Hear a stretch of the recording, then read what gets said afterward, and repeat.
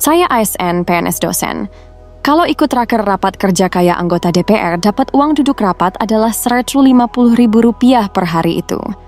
Jadi marilah kita menghitung gaji anggota DPR, gaji tukang rapat yaitu. Dalam 1 bulan adalah Rp150.000 dikali 30 hari adalah Rp4.500.000 dalam 1 bulan. Jadi negara, tolong jujur, jangan jadikan DPR sebagai dewan pencucian duit.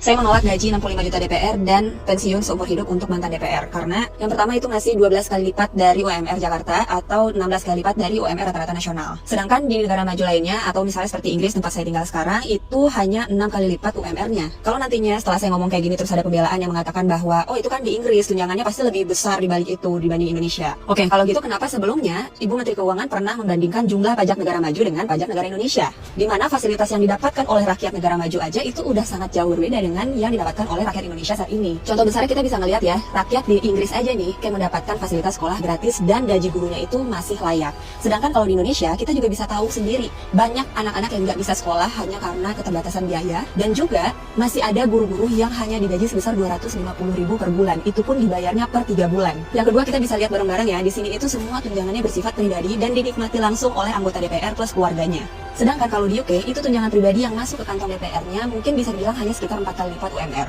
Karena selebihnya DPR-nya ini hanya bisa mengklaim biaya kerja seperti peralatan dan IT, gaji staf. Gaji staf ini itu terdiri dari misalnya asisten parlemen, peneliti, sekretaris. Nah, semua biaya-biaya tersebut dipublikasikan secara online dan transparan melalui situs IPSA. Jadi semua klaim anggota parlemen ini harus diupload dan disetujui sistem, lalu otomatis dipublikasikan online. Kalau memang pemerintah Indonesia lebih niat lagi nih ya, sebenarnya banyak cara yang bisa dilakukan untuk transparansi ini. Untuk Bapak Ibu pejabat di Indonesia, saya mau memperkenalkan ya, kebetulan suami saya Jihar Gifari pernah juara 1 lomba AI tingkat dunia di Saudi Arabia dan saat ini sedang bekerja di Inggris di salah satu perusahaan berbasis AI. Sebenarnya bisa banget loh bikinin sistem AI untuk transparansi publik di Indonesia ini. Misal ada tunjangan perjalanan dinas untuk komisi A, B, dan C. Jadi nanti setiap anggota dewan yang melakukan perjalanan dinas itu wajib mengupload bukti pengeluaran terkait perjalanan dinas tersebut ke sistem AI yang bukti perjalanan dinas yang sudah di-approve oleh sistem AI ini nantinya akan otomatis memotong biaya anggaran yang ada. Kalau misalnya sudah melebihi biaya anggaran yang ada, berarti pengajuan tersebut akan otomatis tertolak. Selain itu nanti sistem AI ini juga akan ada deteksi anomali atau fraud detection yang bisa mendeteksi pengeluaran janggal, misalnya tiket perjalanan yang terlalu mahal dibanding rata-rata, pengajuan berulang di tanggal yang sama,